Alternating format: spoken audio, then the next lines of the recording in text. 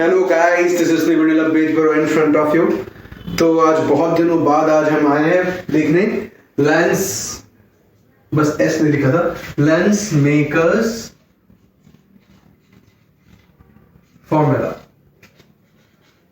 सो ये ray optics का part है क्लास 12 का। ये ब्लैक सही से दिख नहीं रहा है तो कुछ अलग वाला लेते हैं। कौन सा लो? ये वाला लेते हैं।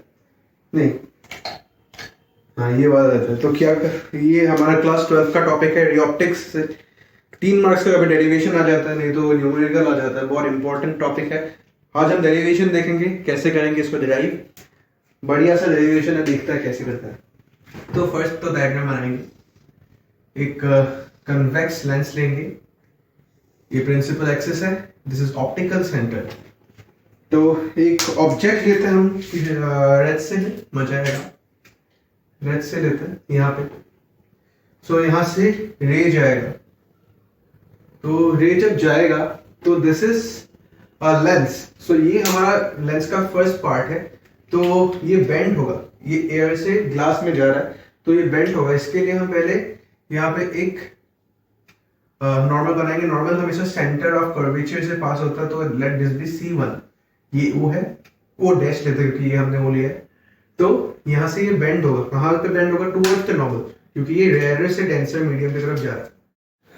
तो हमें रेड दिख रहा है कि नहीं मुझे पता नहीं, देखते हैं क्या होता है।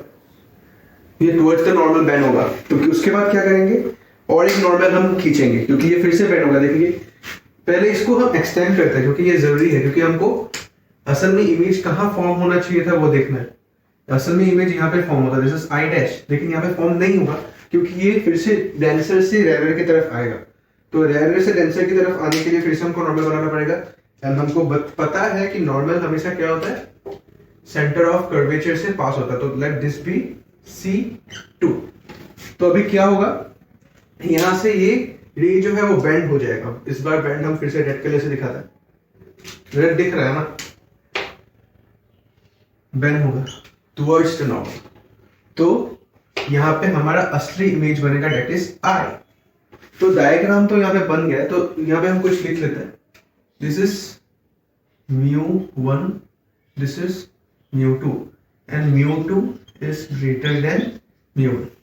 The refractive index of lens is always greater than the surrounding. It is true. Then हमें अभी कुछ बनाना है यहाँ पे। तो first this is radius of curvature, जो है पहला रेडियस ऑफ कर्वेचर है। दिस इज दूसरा radius of curvature. Colour change करते रहेंगे, नहीं तो डायग्राम थोड़ा सा हॉचपॉच हो जाता है। तो यहाँ पे हमारा first this is object distance, that is u। u को ऐसे नहीं लिखते क्योंकि हमने म्यू लिया है, तो u को हम ऐसे लिखते हैं। और दिस इज द क्या कहते हैं, इमेज डिस्टेंस, क्योंकि ये असली में इमेज डिस्टेंस नहीं, इमेज डिस्टेंस हमारा असली में ये है। तो दिस इज v। फिर से देखते हैं, ये फर्स्ट रेडियस ऑफ कर्वेचर, ये सेकंड रेडियस ऑफ कर्वेचर, ये हमारा ऑब्जेक्ट डिस्टेंस, ये हमारा इमेजिनरी इमेज डिस्टेंस, और ये असली में image distance, that is v। तो आई होप कि यहाँ तक समझ में डायग्राम तो आ गया। अभी हम डेरिवेशन करते हैं। तो आपको स्फेरिकल लेंस का फॉर्मूला पता होना चाहिए। स्फेरिकल लेंसेज का हमारा फॉर्मूला क्या था? स्फेरिकल लेंसेज का हमारा फॉर्मूला था mu2 by v, it is image distance minus mu1 by u, जो ऑब्जेक्ट डिस्टेंस है, then mu2 minus mu1 by r।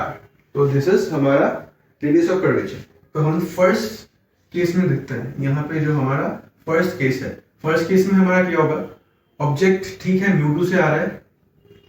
यहाँ पे हमारा इमेज डिस्टेंस क्या है, इमेज डिस्टेंस हमारा v dash, and object distance क्या है, ऑब्जेक्ट डिस्टेंस यहाँ पे ये भी सेम है, mu2 minus mu1, लेकिन यहाँ पे रेडियस ऑफ कर्वेचर r1 होगा। I hope this is clear. उसके बाद हम क्या करेंगे, this is second part. Second part में हम देखते हैं क्या, ये जो ऑब्जेक्ट है वो mu1 तक जा रहा है, mu1 से आ रहा है। तो हमारा ये mu1 और यहाँ पे हमारा क्या हो जाएगा, v होगा, क्योंकि इमेज डिस्टेंस यहाँ पे हमारा v है। और यहाँ पे ये जो v डैश है, ये वाला v डैश जो है, ये एज अ ऑब्जेक्ट हमारा काम कर रहा है। तो ये μ2 इस बार ये जा μ2 की तरफ क्या μ1 की तरफ रहा है और आ μ2 से रहा है, जहां से आ रहा है उसको हम सेकंड में लिखते हैं। उसके बाद यहाँ पे क्या होगा v डैश, ओके। और यहाँ पे क्या होगा μ2 माइनस μ1 नहीं होगा, यहाँ पे μ1 माइनस μ2 होगा।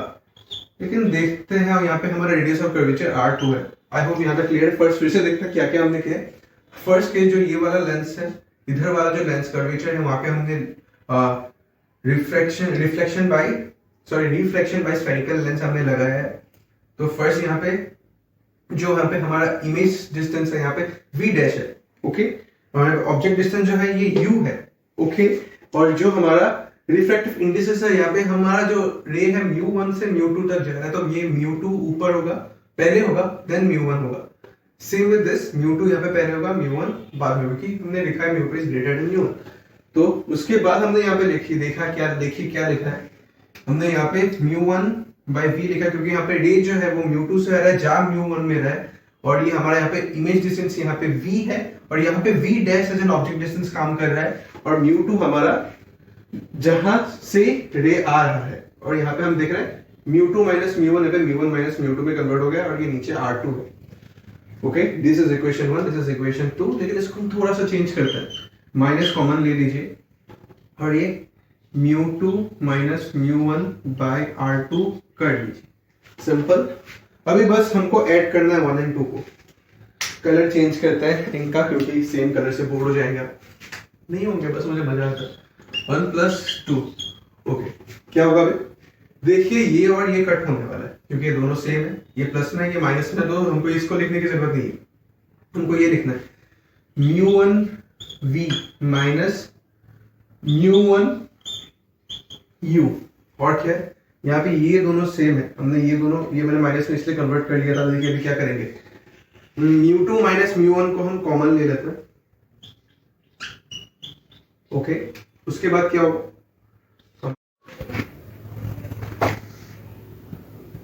ओके सॉरी कुछ ग्लिच आ गया था। तो μ2 माइनस μ1 हमारे यहाँ पे कॉमन लेंगे, और यहाँ पे क्या है, यहाँ पे 1 बाय r1 है, और यहाँ पे क्या है माइनस 1 बाय r2, ओके। फिर से देखिए μ2 माइनस μ1 हमने कॉमन लिया, 1 by r1 minus 1 by r2, okay. Then क्या होगा उसके बाद, देखिए यहाँ पे μ1 कॉमन आएगा, 1 by v minus 1 by u हमको मिलेगा, और यहाँ पे μ2 माइनस μ1 एज इट इज लिखेंगे। इसको भी अभी एज इट इज लिख लीजिए।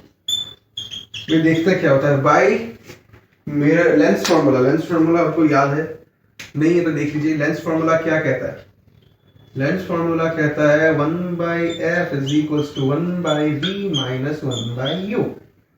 आई होप इट्स क्लियर। अभी यहाँ पे हम 1 बाई एफ लिख देंगे बस, μ1 1 by f is μ2 minus μ1 1 by r1 minus 1 by r2। Is it clear? उसके बाद देखिए ये μ1 को हम इधर भेजते हैं, मतलब नीचे की तरफ। 1 by f क्या होगा, अगर देखिए μ2 by μ1 हम करेंगे, ये तो सेम ही रहेगा। इसको इसके नीचे लिखेंगे तो ये माइनस 1 हो जाएगा। देख मतलब असल में हम कर क्या रहे हैं, असल में हम कर रहे हैं यहाँ पे μ2 माइनस μ1 by μ1। अभी देखिए μ1 मिलके 1 हो जाएगा, इसलिए मैं ऐसे लिख रहा था, और ये μ1 से μ1 1 हो जाएगा। तो दिस इज द थिंग। उसके बाद ये तो सेम ही रहेगा। धीरे धीरे हमारा फॉर्मूला बन रहा है लेंस मेकर्स का। रिफ्रैक्टिव इंडेक्स का ये फॉर्मूला है μ2 by μ1। सो हम इसको डायरेक्ट, ये भी सही है लेकिन इसको और भी सिंप्लीफाई करके लिखेंगे ऐसे, ओके। तो दिस इज आवर डेरिवेशन। इसको हम बक्से में बंद कर लेते हैं ताकि आपको याद रह जाए हमेशा, okay. This is the thing.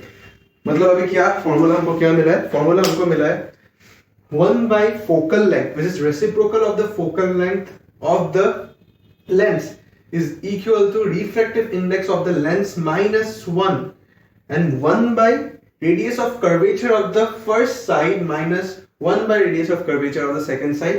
फिर से देखिए यहाँ पे अगर डायग्राम ठीक से बना लेंगे तो आपको डेरिवेशन करने के लिए कोई प्रॉब्लम होगा नहीं। इसी फॉर्मूला से आपको अनंत न्यूमेरिकल मिलेगा। कभी कभी डायरेक्ट प्रूफ करने आता तो ये आएगा, तो 3 मार्क्स का आएगा, डायग्राम का 1 मार्क, डेरिवेशन का 2 मार्क। और आपको अगर लिखना है तो नहीं, मतलब उसको लिखना है, आपको इन सबको लिखना है, मतलब v को लिखना है, v क्या है, दिस इमेज डिस्टेंस, u क्या है, दिस ऑब्जेक्ट डिस्टेंस, आपको ऐसे स्पेसिफाई करके लिख देना है, मतलब जैसे ऐसे लिख देना है।